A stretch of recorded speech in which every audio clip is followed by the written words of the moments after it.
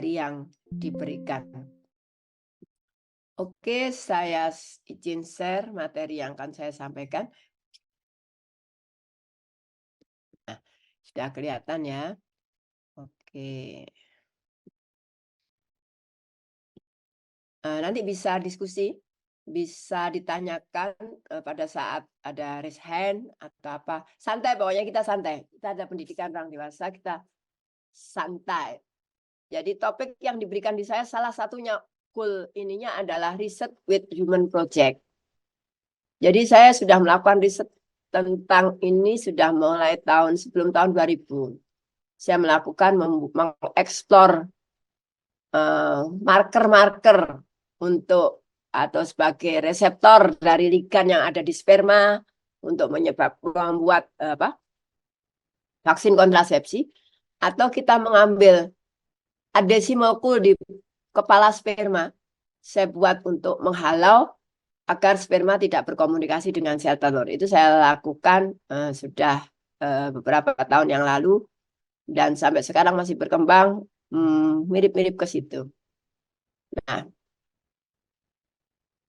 tim-timnya di RPS yang diberikan saya ke Prof. Fathia, dari Prof. Fathia adalah Prof. Fathia sendiri, ada Prof. Luhman, dan saya sendiri. Nah, ini nggak berubah sih, sepertinya belum berubah. Jadi kalau kita lihat di 6, 7, 8, 9, 4 minggu. Jadi mungkin minggu depan sudah ada yang presentasi.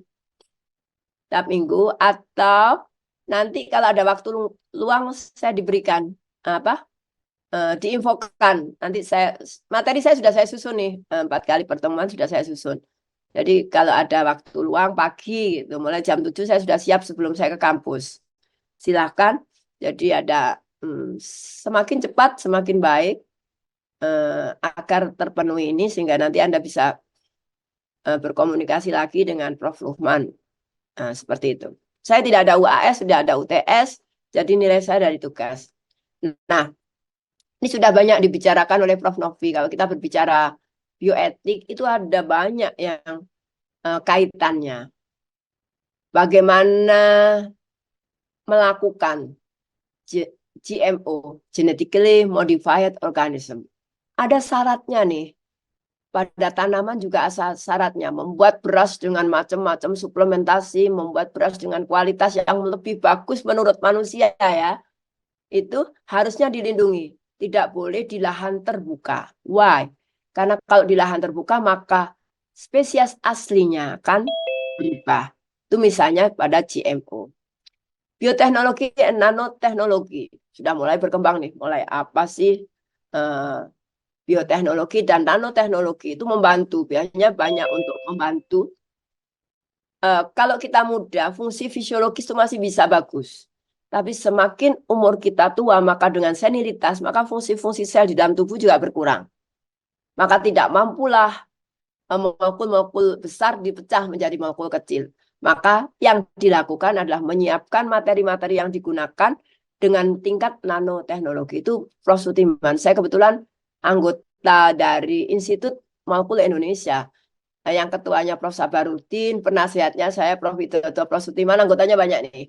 Kita menciptakan produk-produk berbasis nanoteknologi untuk terapi komplementer, untuk membantu agar terapi-terapi yang lain bisa berhasil dengan bagus. Banyak seperti itu, human cloning masih ada beberapa persyaratan dan ada larangan, khususnya nanti akan saya sampaikan bagaimana di Indonesia dengan human cloning dan di Inggris. Biodiversity. Biodiversity itu bagus juga. Tapi tadi juga masih harus menjaga plasma nutfah Indonesia. Prof. Laras dulu melakukan biodiversity dengan melakukan percabangan nih. Tanaman satu tapi cabangnya lebih banyak. Maka nanti kalau daun itu dipanen atau apa dipanen itu lebih produknya lebih bagus dari satu tanaman. Melakukan biodiversity seperti itu. Atau kita justru tanaman yang cabangnya banyak dipotong ini, di branching.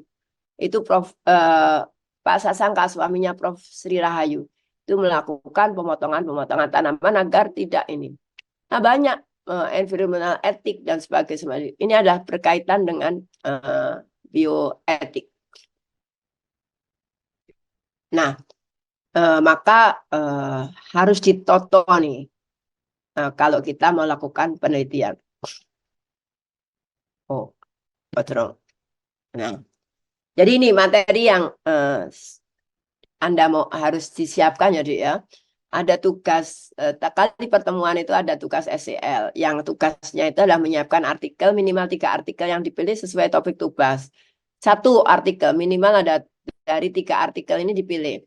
Terus menyiapkan PPT sudah saya jelaskan tadi, ini ada temanya, silakan Anda mengambil tema mirip-mirip inilah. Judulnya silakan, ada nanti dibagi dengan teman-temannya. Ini saya kirimkan ke Safala nanti setelah kuliah ini. Nah, ini adalah ini kalau kita berbicara HGB atau kita berbicara intervensi nih, maka ada beberapa teknik yang kita gunakan. Apakah kita pakai somatic cell? Apakah kita pakai germline? Pada tahun 2007-an, pada saat saya jadi staf ahli di Kementerian Kesehatan di Ritbang Kesehatan, kita mencoba nih membuat organ-organ. Waktu dulu belum banyak ada namanya flow cytometry, belum ada RT-PCR dan sebagainya. Kita membuat kultur dari mencit, kita ampukan pada ini, kita perbanyak sel itu. Nanti kita tes, dia akan jadi jantung, akan jadi ini dan sebagainya. Dulu sih sasarannya pada saat menterinya Bu Fadila Safari, sasarannya pada isu saat itu adalah banyaknya pencurian anak-anak bayi ini. Anak-anak kecil diambil ginjalnya, diambil kembalikan, di ini. Anak untuk transplantasi. Maka kita mencoba nih, dari sel-sel itu mana sih yang bisa dikembangkan menjadi ini dan sebagainya. Pada saat itu kita melakukan itu.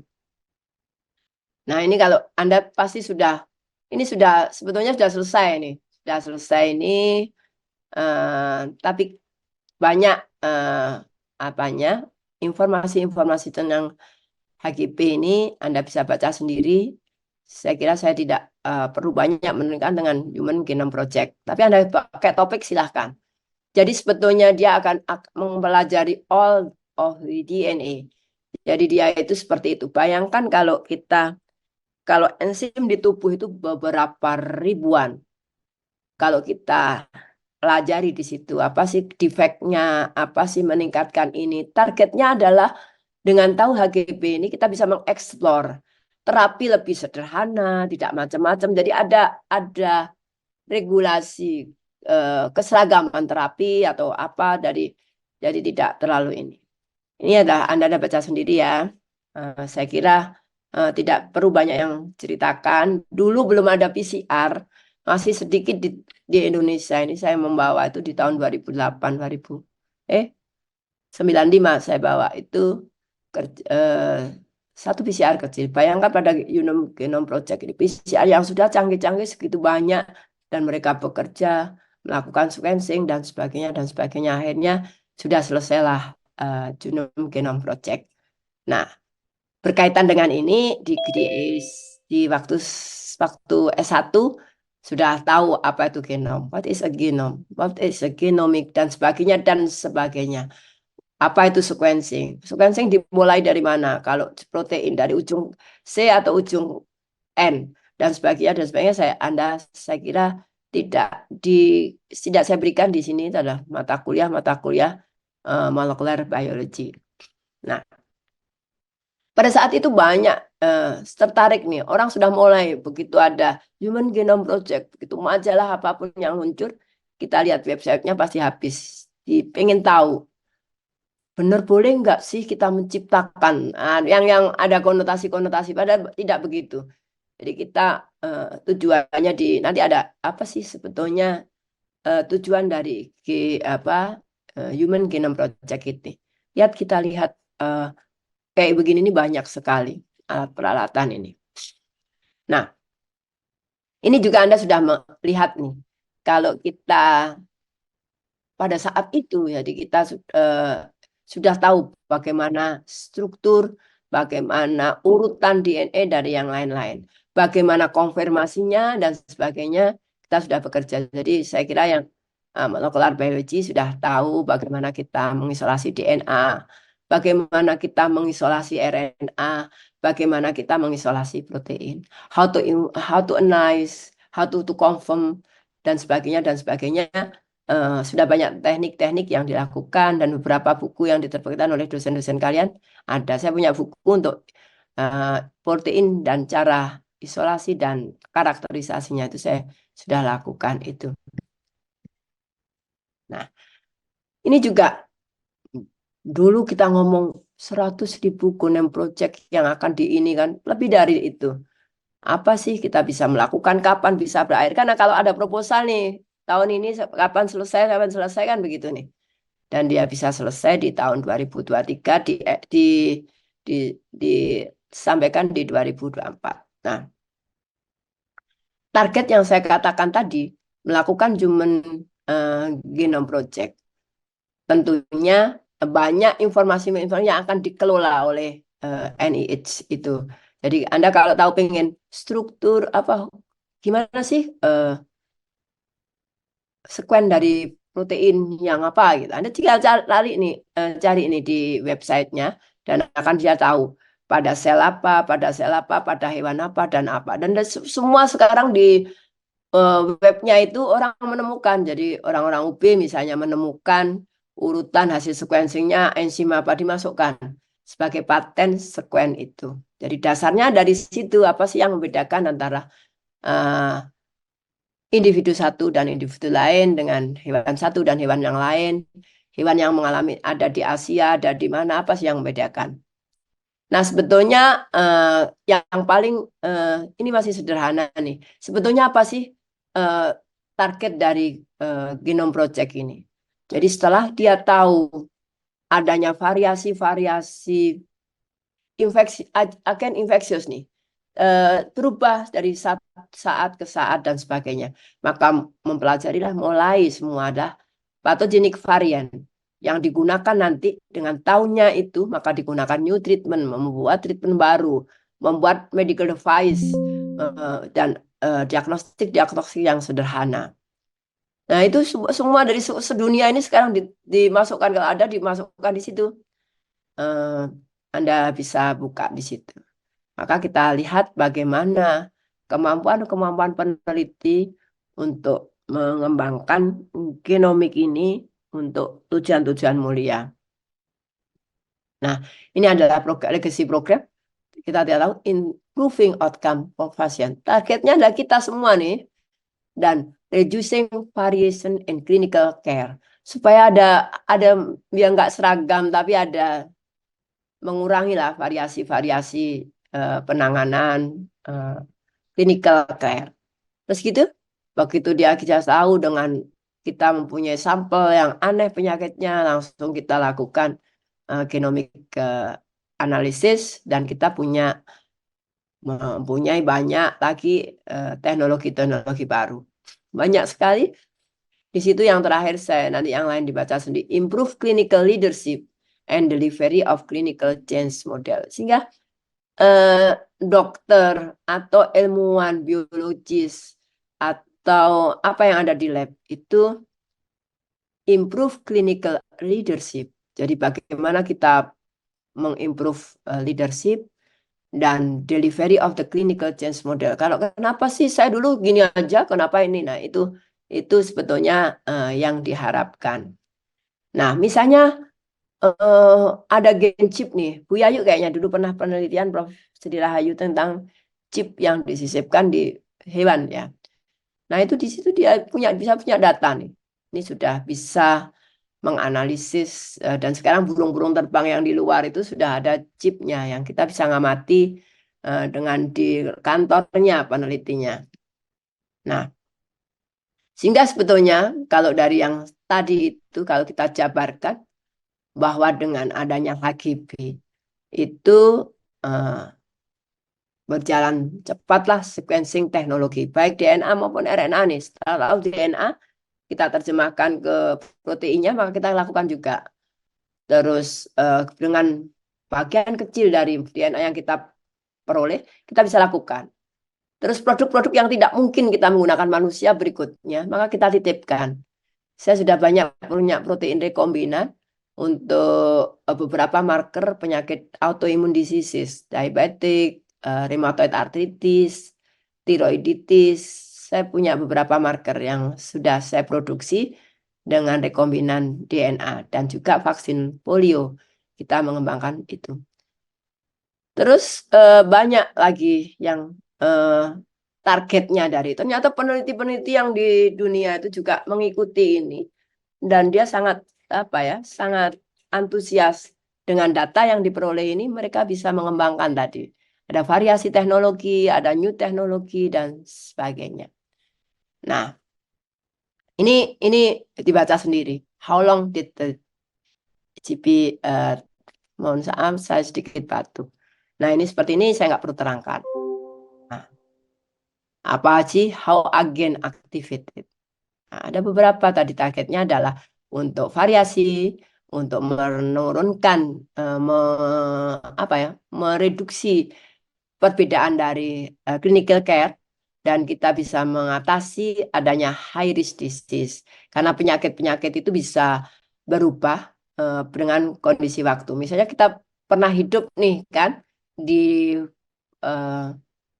COVID ya, berbeda nih awal ketemu. Jadi saya pada saat itu dengan adanya COVID, semua sudah riset sudah melakukan COVID. Saya bergabung dengan UNER yang di banyak membantu di vaksin merah putih. Mereka akhirnya dari Prof. Tita Rosita yang sekarang Wadir 2 Rumah Sakit Dr. Sutomo, dia punya pasien nih. Punya pasien yang ganas, yang COVID paling ganas itu. Tinggal kita ngambil parunya dan dikultur nih. Setelah dikultur, kita mampu melakukan itu. Dan dibawa nih di gedung rektorat tuh, lantai berapa yang elektron mikroskop. Malam kita bawa. Kita izin ke Prof. Sutiman, boleh nggak Prof? Kita pengen punya fotonya virus COVID.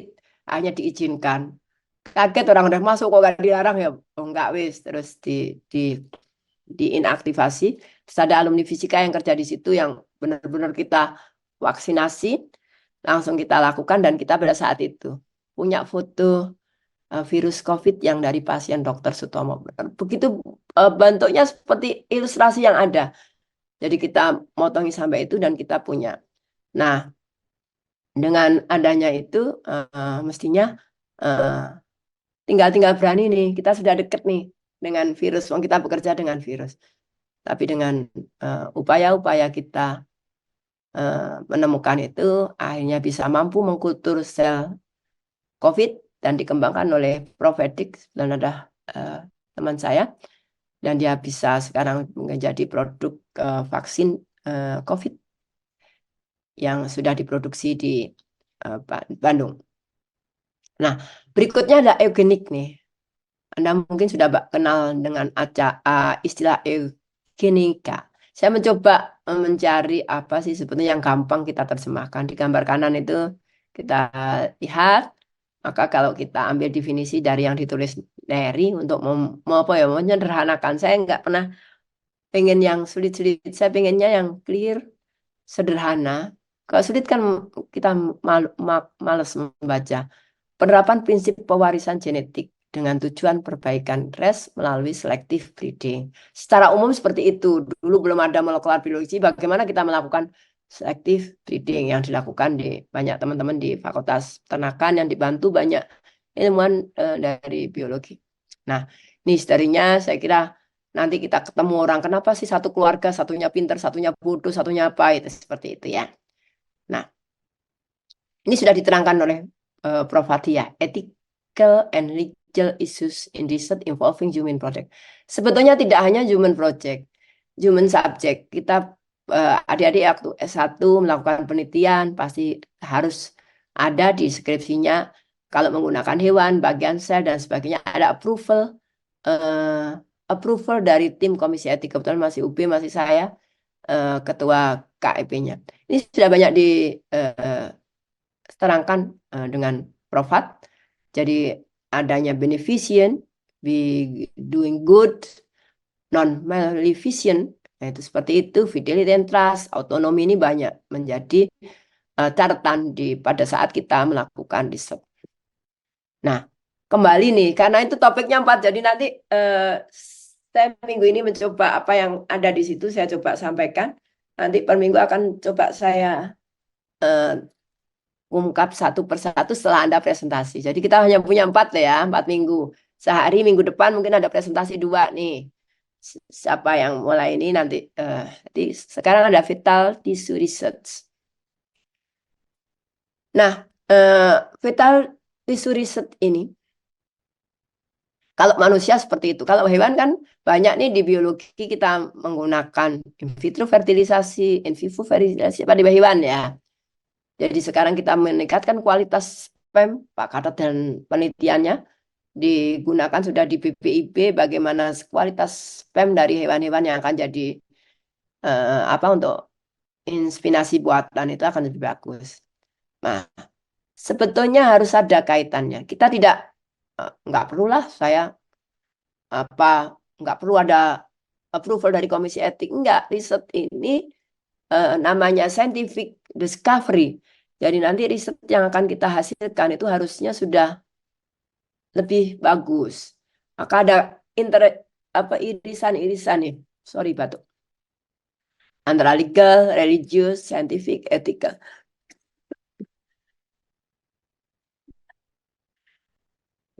Sorry. Nah,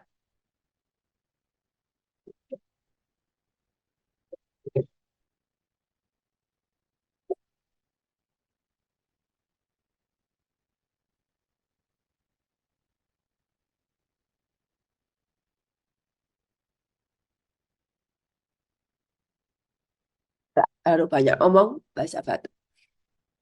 Nah, ini ada pada saat mengembangkan human fertilization dan embryo authority. Apa yang dilarang? Di situ dikatakan research and storage of human embryo other than 14 days. Jadi tidak boleh menggunakan umur embrio yang lebih dari 14 hari. Nih, jangan membuat individu baru gabungan antara hewan dan manusia. Sudah pasti nih. Placing human gamete and or embryo in animal or vice versa atau sebaliknya.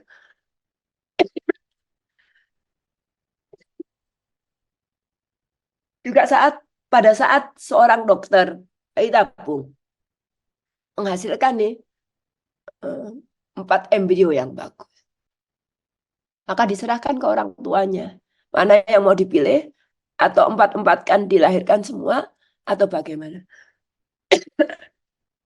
Dokternya tidak bertanggung jawab. Ternyata hasil sama-sama hasil embrio yang ada itu kan tadi kan kalau kita belajar egogenetika, mungkin satu itu ada yang bodoh, ada yang pintar, ada yang ini. Nah itu hanya dari mereka tanda tangan memilih itu. Oh enggak deh, ada 3 dilahirkan semua aja dok, dijadikan semua aja dok.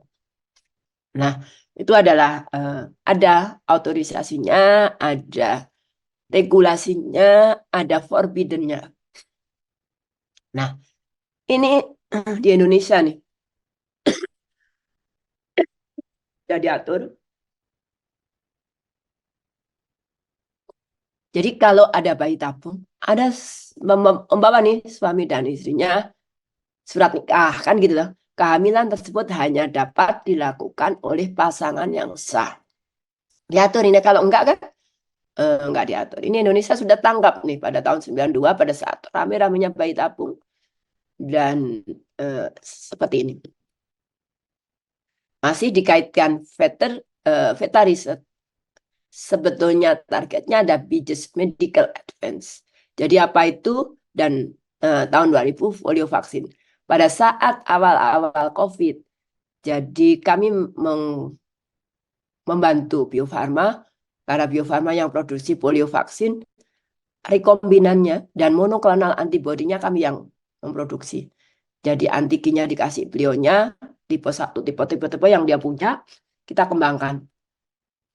Kita berikan monoklonal antibody. Maka pada saat itu kita tidak bekerja tentang COVID di UB karena memang kita belum punya BSL 3. Jadi saya hanya dapat protein, nggak protein kan sudah nggak ini nih. Hanya kita bikin protein rekombinan, kita kembangkan monoklonal antibody polio vaksin dengan seri yang sekarang diproduksi di Bio Farma. Itu adalah kerja kami dan tim untuk menghasilkan. Karena kalau dia kirim beli di Itali, beli di Paris dan sebagainya pada saat itu COVID, maka kita bekerja untuk menyiapkan rekombinan protein untuk polio vaksin. Nah, target lain untuk Vita Research itu also used to study birth defect, eye diseases, Parkinson, Alzheimer disease dan sebagainya. Itu dilakukan untuk dengan topiknya adalah Vita Research. Maka dia lakukan itu. Nah, sebetulnya masih kita harus ada rule-rule yang kita harus ikuti pada saat kita bekerja tentang Vita Research. Nah, ini apa sih sebetulnya? Kalau tadi sudah untuk kelainan-kelainan itu sebetulnya Vita Research itu kalau kita tadi pada awal tahun 2007 saya mengembangkan sel-sel yang tadi untuk defek jantung dan sebagainya.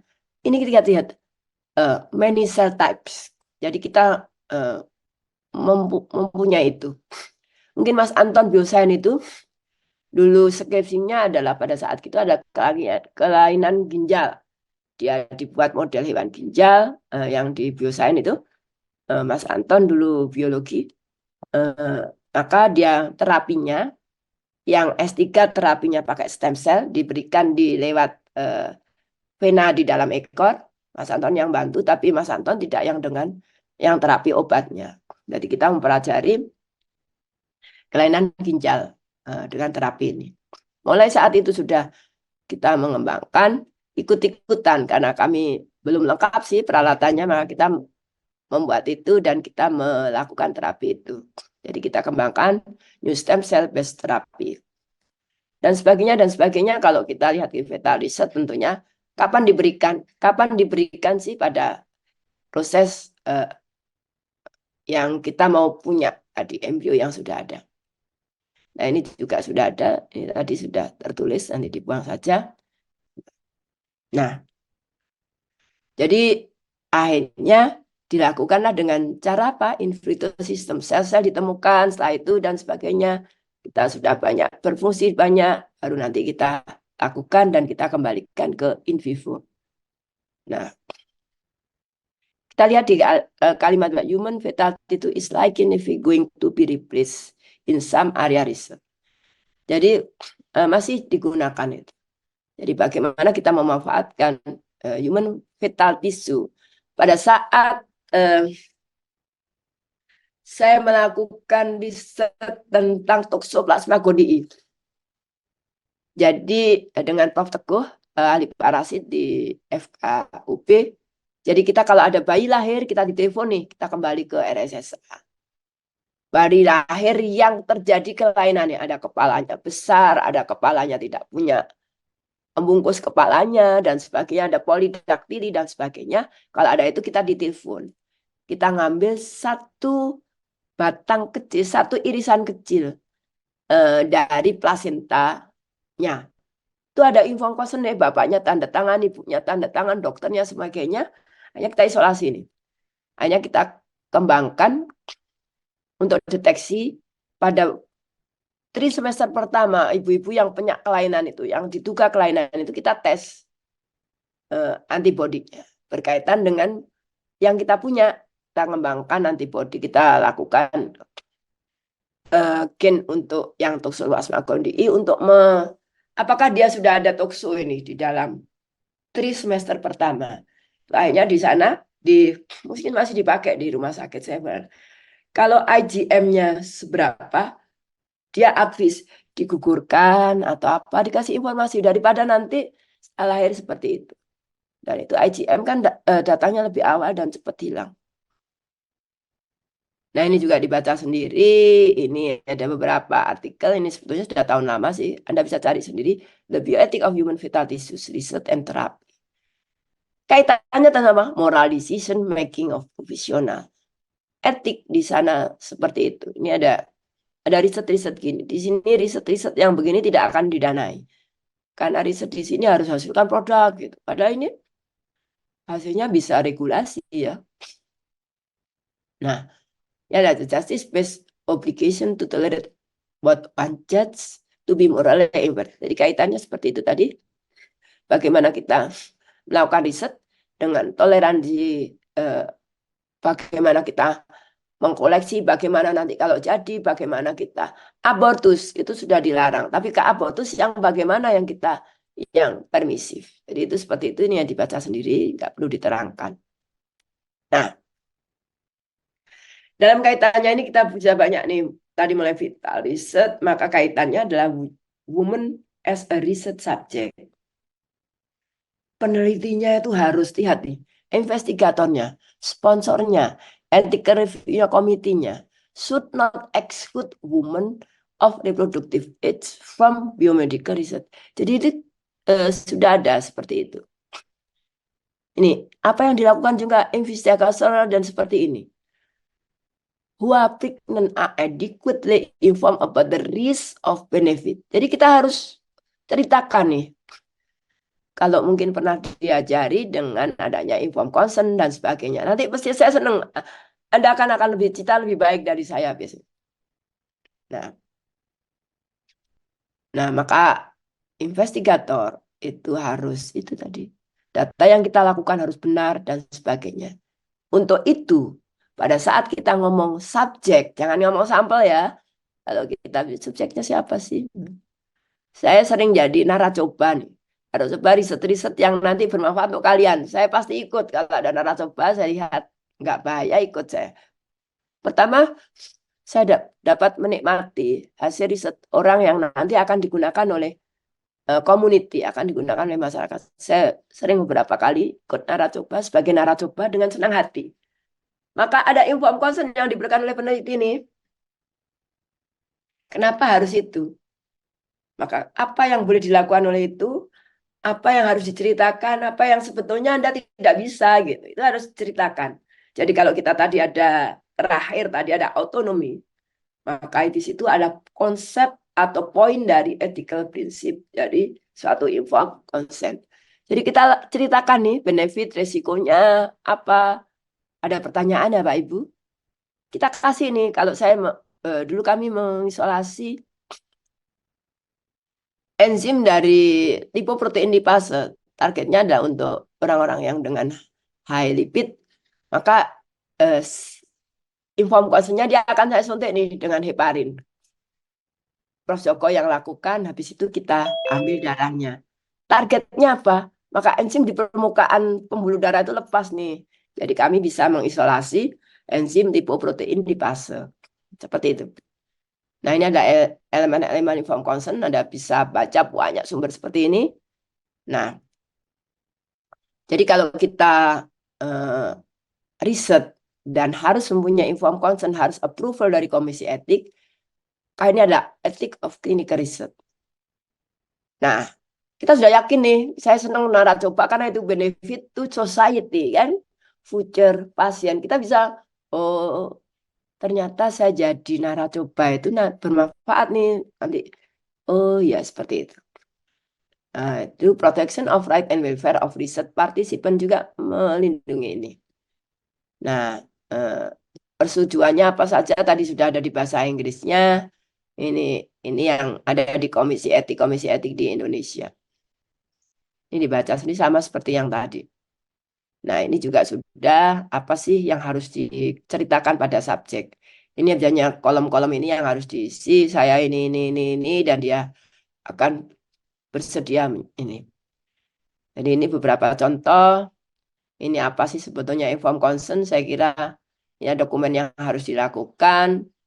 Nah, saya kira tidak ada apa yang bisa saya jelaskan lagi. Ini sudah banyak dijelaskan, respect for person dan sebagainya dan sebagainya. Nah, kalau kita pakai subjek yang umurnya masih belum dewasa, nih apa? Harus ada tanda tangan orang tuanya atau walinya. Sudah ditulis nih. Dia diceritakan nih apa yang dia akan dapat apa yang akan dia manfaatnya dari ini. Ini adalah informed consent. Nah, ini ada berapa dibaca sendiri, nggak perlu dijelaskan. Saya kira ini ada 8 prinsip kita lakukan riset untuk kerjasama, collaborative partnership, valuable scientific question, valid scientific methodology, fair subject selection, favorable risk benefit, tadi ya, independent review, informed consent, respect for enrolled subject. Jadi kalau dulu kita lakukan, dia datang dikasih. Kalau saya suka, tahun lalu kita menguji rapid test saya untuk autoimmune diseases. Mereka diundang oleh dokter di rumah sakit UB. Mereka kami ambil darahnya, kami tes, kami kasih data-data kesehatannya. Setelah itu, selain data yang kita dapatkan, dia saya kasih data. Tambahkan data dari analisis profil darahnya dan sebagainya. Dia pulang dikasih amplop di transportnya. Jadi, respect for enrolled subject. Seperti ini. Ini adalah cara yang harus diikuti pada saat kita melakukan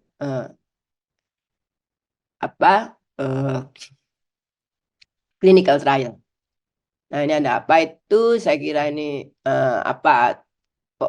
arti dari 8 tadi dibaca sendiri, tidak perlu saya jelaskan.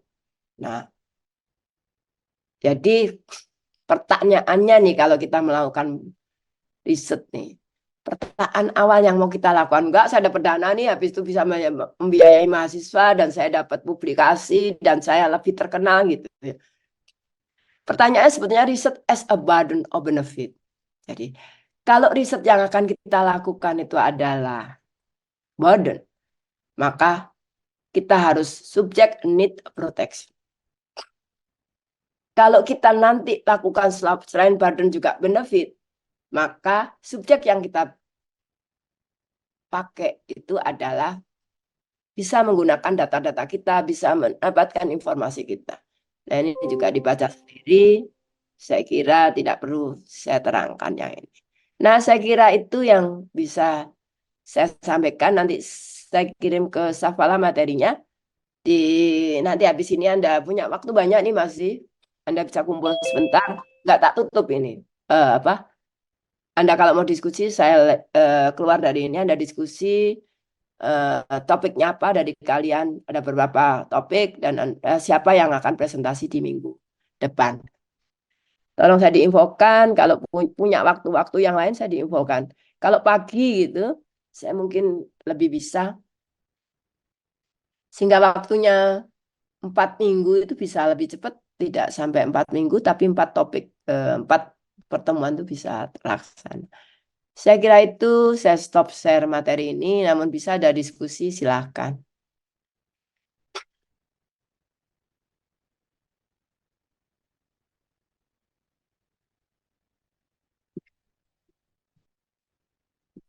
Presensinya sudah saya isi semua. Saya anggap kalian semua hadir di kuliah hari ini sudah 224 yang hadir. Dan nanti akan saya berikan ke yang bertugas apa PIC-nya di materi ini. Segera dibagi. Kalau nggak ada pertanyaan saya keluar. Tapi ini masih bisa digunakan di diskusi untuk temanmu. 1 jam masih boleh, saya kuliah masih siang lagi. Jadi Zoom ini saya gunakan untuk kuliah. Jadi maka saya nggak bisa double-double. Seperti itu, nanti ditentukan topiknya. Ini segera saya kirim. Habis ini saya kirim. Sehingga Anda bisa melakukan topik apa yang Anda bisa bicarakan. Saya kira itu kalau tidak ada pertanyaan. Kalau banyak ngomong, batuknya keluar lagi. Gitu. Mohon maaf, mumpung masih Lebaran, mohon maaf lahir dan batin. Kalau ada yang salah-salah kata, mungkin. Tapi bisa diskusi nanti minggu depan akan bertanya yang materi ini, silahkan. Saya kira itu ya. Saya akhiri sekian kuliah saya. Kalau nggak ada pertanyaan, 1, 2, 3, nggak ada pertanyaan. Oke, saya akhiri sekian. Assalamualaikum warahmatullahi wabarakatuh. Waalaikumsalam.